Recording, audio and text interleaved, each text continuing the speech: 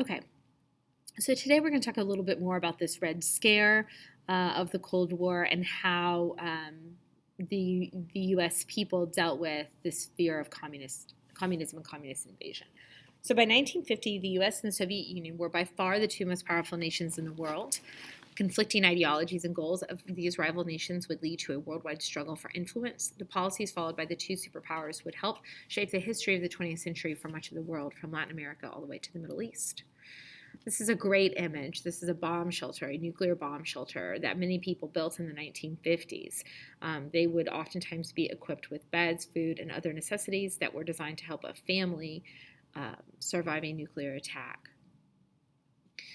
This is an image of President Eisenhower on the left. It says President Dwight D. Eisenhower knew firsthand the horrors of war and the need to defend democracy.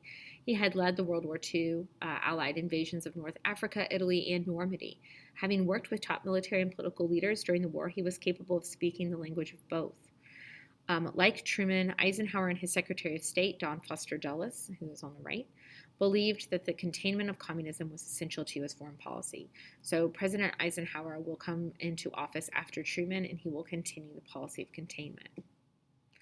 How does the data shown in the infographic illustrate Eisenhower's approach to defense spending? We are spending a lot. There's an absolute arms race. Peaceful coexistence is another strategy of the Eisenhower administration.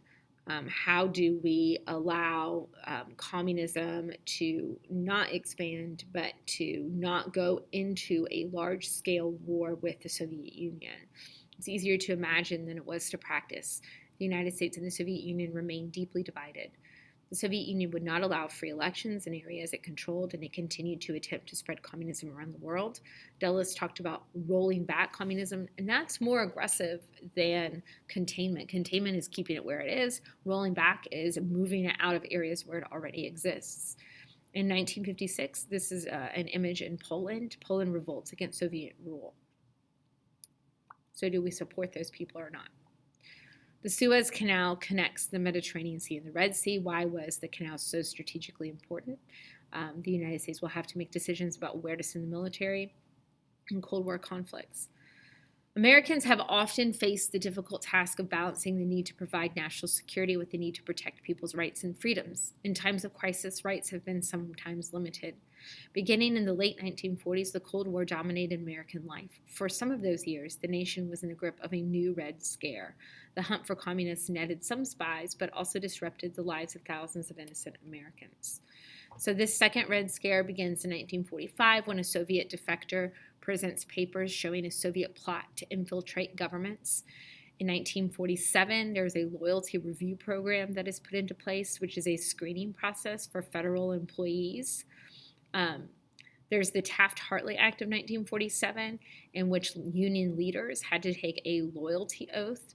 And if you were a professed communism or a communist, you had to leave the union.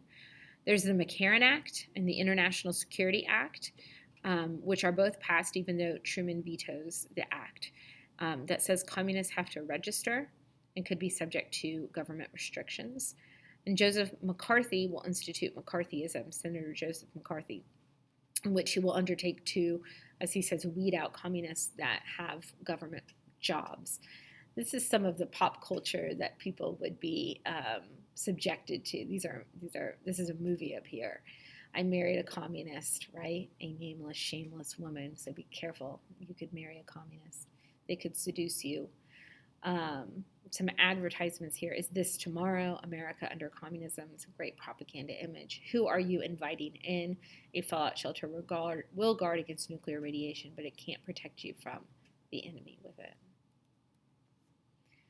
Americans are constantly on guard and prepared for a surprise nuclear attack. Kids in school, instead of just fire drills and tornado drills, they would have duck and cover drills. We mentioned fallout shelters. It, would be very difficult to protect yourself from a nuclear explosion in any way, but this gave people some sort of illusion of control. There's a sign up here. This building has been marked and stocked as a fallout shelter. There were public buildings that had fallout shelters that you could go to. You can still see some of these signs even up and around some historic buildings in downtown Memphis, especially some churches. This is a little propaganda song that they would play in schools, and it's going to be stuck in your head forever. Dum dum, beetle dum dum, beetle dum dum, beetle dum dum. There was a turtle by the name of Bert, and Bert the turtle was very alert. When danger threatened him, he never got hurt. He knew just what to do. He ducked and covered, ducked and covered. He did what we all must learn to do. You and you and you and you, duck and cover. Be sure and remember what Bert the Turtle just did, friends, because every one of us must remember to do the same thing. That's what this film is all about. Duck and cover. This is an official civil defense film produced in cooperation with the Federal Civil Defense Administration and in consultation with the Safety Commission of the National Education Association. Produced by Archer Productions, Incorporated. Hey, Bert, come on out and meet all these nice people, please. Oh, all right. We really can't blame you. You see, Bert is a very, very careful fellow. When there's danger, this is the way he keeps from being hurt. Sometimes it even saves his life. That's why these children are practicing to duck and cover just as you do in your school. We all know the atomic bomb is very dangerous. Since it may be used against us, we must get ready for it, just as we are ready for many other dangers that are around us all the time. Fire is a danger. It can burn whole buildings if someone is careless. But we are ready for fires. We have a fine fire department to put out the fire, and you have fire drills in your school so you know what to do. Automobiles can be dangerous, too. They sometimes cause bad accidents, but we are ready. We have safety rules that car drivers and people who are walking must obey. Now, we must be ready for a new danger, the atomic bomb. First, you have to know what happens when an atomic bomb explodes. You will know when it comes. We hope it never comes, but we must get ready. It looks something like this. There is a bright flash, brighter than the sun, brighter than anything you've ever seen. If you are not ready, did not know what to do, it could hurt you in different ways. It could knock you down hard or throw you against a tree or a wall. It is such a big explosion, it can smash in buildings and knock signboards over and break windows all over town. But if you duck and cover like Bert, you will be much safer. You know how bad sunburn can feel. The atomic bomb flash could burn you worse than a terrible sunburn, especially where you're not covered. Now, you and I don't have shells to crawl into like Bert the Turtle, so we have to cover up in our own way. First, you duck, and then you cover. And very tightly, you cover the back of your neck and your face. Duck and cover underneath a table or desk or anything else close by. In Betty's school, they are talking about the atomic bomb, too. Betty is asking her teacher, how can we tell when the atomic bomb may explode? And her teacher is explaining that there are two kinds of attack, with warning and without any warning. We think that most of the time we will be warned before the bomb explodes, so there will be time for us to get into our homes, schools, or some other safe place. Our civil defense workers and our men in uniform will do everything they can to warn us before enemy planes can bring a bomb near us. You may be in your schoolyard playing when the signal comes. That signal means to stop whatever you are doing and get to the nearest safe place fast. Always remember, the flash of an atomic bomb can come at any time, no matter where you may be. You might be out playing at home when the warning comes. Then be sure to get into the house fast, where your parents have fixed a safe place for you to go. If you are not close to home when you hear the warning, go to the nearest safe cover.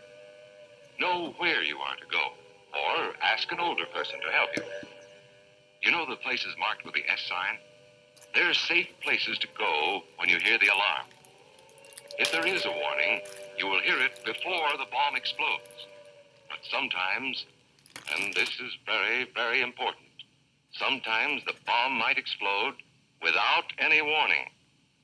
Then the first thing we would know about it would be the flash. And that means duck and cover fast, wherever you are. There's no time to look around or wait. Be like Bert. When there is a flash, duck and cover, and do it fast. Here are some older boys showing what to do if the flash comes when you are not in the classroom. This is what to do if you should be in a corridor. You duck and cover tight against the wall this way.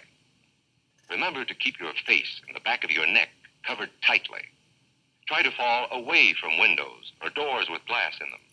Then, if the glass breaks and flies through the air, it won't cut you. You might be eating your lunch when the flash comes. Duck and cover under the table. Then, if the explosion makes anything in the room fall down, it can't fall on you. Getting ready means we will all have to be able to take care of ourselves. The bomb might explode when there are no grown-ups near. Paul and Patty know this, and they're always ready to take care of themselves. Here they are on their way to school on a beautiful spring day. But no matter where they go or what they do, they always try to remember what to do if the atom bomb explodes right then. It's a bomb. Duck and cover. Paul and Patty know what to do. Paul covered the back of his head so that he wouldn't be burned, and Patty covered herself with the coat she was carrying. They knew how to duck and cover. They acted right away when the flash came. If they had been at this doorway when the bomb flashed, Paul and Patty would have ducked and covered this way, like this girl. Heavy doorways are a good place to duck and cover. She will be safer, too. Here's Tony going to his Cub Scout meeting. Tony knows the bomb can explode any time of the year, day or night. He is ready for it. Duck and cover. Attaboy, Tony. That flash means act fast. Tony knows that it helps to get to any kind of cover. This wall was close by, so that's where he ducked and covered. Tony knew what to do. Notice how he keeps from moving or from getting up and running? He stays down until he is sure the danger is over. The man helping Tony is a civil defense worker. His job is to help protect us when there is danger of the atomic bomb. We must obey the civil defense worker. We must know how to duck and cover in the school bus or in any other bus or streetcar. Duck and cover. Don't wait. Duck away from the windows fast. The glass may break and fly through the air and cut you. Sundays, holidays, vacation time, we must be ready every day, all the time, to do the right thing if the atomic bomb explodes. Duck and cover. This family knows what to do, just as your own family should. They know that even a thin cloth helps protect them. Even a newspaper can save you from a bad burn. But the most important thing of all is to duck and cover yourself, especially where your clothes do not cover you. No matter where we live, in the city or the country, we must be ready all the time for the atomic bomb. Duck and cover. That's the first thing to do. Duck and cover. The next important thing to do after that is to stay covered until the danger is over. Yes, we must all get ready now so we know how to save ourselves if the atomic bomb ever explodes near us. If you do not know just what to do, ask your teacher when this film is over. Discuss what you could do in different places if a bomb explodes. Older people will help us as they always do, but there might not be any grown-ups around when the bomb explodes. Then, you're on your own. Remember what to do, friends. Now tell me right out loud. What are you supposed to do when you see the flash? Duck. I mean, none of those things are going to actually protect you against a nuclear explosion. But it was the reality for a lot of people, and it was a very real fear for Americans at the time that something like this could happen. The early Cold War years saw one ominous event after another: the fall of China, Soviet nuclear bombs, and the exposure of Soviet agents in the United States all undermined American confidence. At that time, as Americans worried about the nation's security, a clever and unscrupulous man began to take advantage of this sense of fear and helplessness. He suggested that these setbacks were really caused by a network of traitors inside the United States. So his name is Joseph McCarthy. He will be the leader of a movement that we call McCarthyism, where he will accuse he will claim that communists and communist sympathizers are working inside the U.S. government, and he will hold a series of televised Senate hearings where he will just bring forward, person after person, accuse them of being a communist and make them defend themselves, but with no evidence that they actually were. There are also a couple of very sensationalized spy trials. For example, a man named Alger Hiss, who had been educated at Johns Hopkins University and Harvard Law School, and also Julius and Ethel Rosenberg, who were poor, living on the Lower East Side of Manhattan.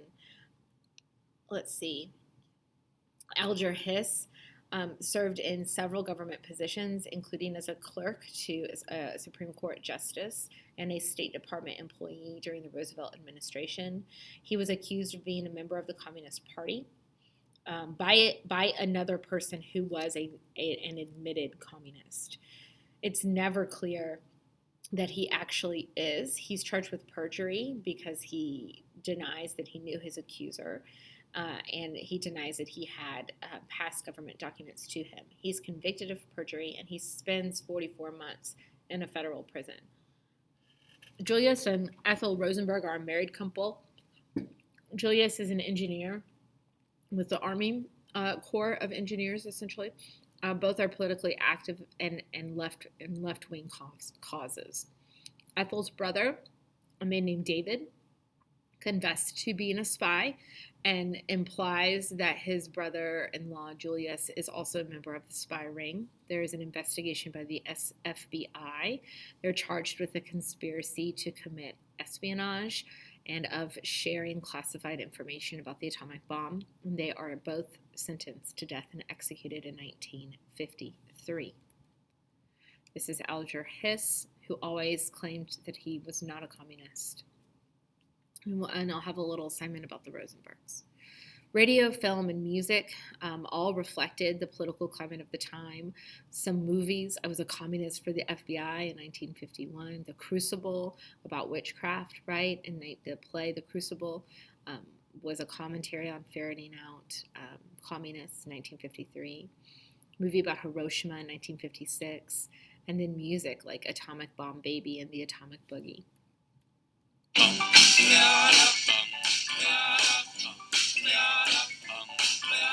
Got a doll baby, I love her so. Nothing else like her anywhere you go. A man, she, anything but calm. Regular pint-sized atom bomb. Atom bomb, baby, little atom bomb. I want her in my wigwam. She's just the way I want it to be. A million times hotter than TNT. Okay. To be continued.